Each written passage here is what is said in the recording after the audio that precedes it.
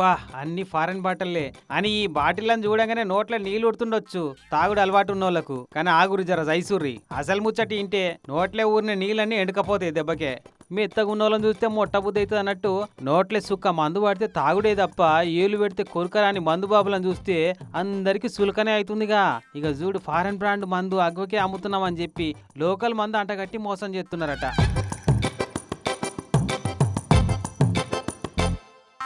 మీదికెళ్ళి చూస్తే సీసాలన్నీ costly foreign బాటిల్లు, కానీ లోపల మందేమో అగ్వకు దొరికే లోకల్ బ్రాండ్ మందట.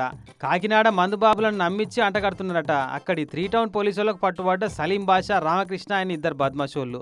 లోకల్లో ఉన్న షాప్స్లో కొనుగోలు చేసి విస్కీ బాటిల్ని, ఆ బాటిల్లోని మద్యాన్ని వారు ముందుగా హైదరాబాద్ తదితర ప్రాంతాల నుండి కొనుగోలు చేసినటువంటి విదేశీ మద్యం బాటిళ్ళు, ఈ మద్యాన్ని నింపి వాటికి పక్కాగా సీళ్ళు అనేది వేసి ఒరిజినల్ బాటిల్ లాగే కనిపించే విధంగా చేసి వాటిని ప్రజలను మోసం చేసి వారికి అమ్మడం జరుగుతూ ఉన్నట్లుగా వారి విచారణలో ఒప్పుకోవడం జరిగింది. ఇన్నరా స్టార్ హోటళ్లు, బార్లు, రెస్టారెంట్లలో ఖాళీ అయిన ఫారిన్ మందు సీసాలు ఉంటాయి కదా, వాటిని పట్టుకొచ్చి ఆ బాటిళ్లల్లో లోకల్ బ్రాండ్ మందు పోసి గుర్తు పట్టకుండా ఈ హీటర్ మిషన్ తోటి సీల్ చేస్తున్నారట.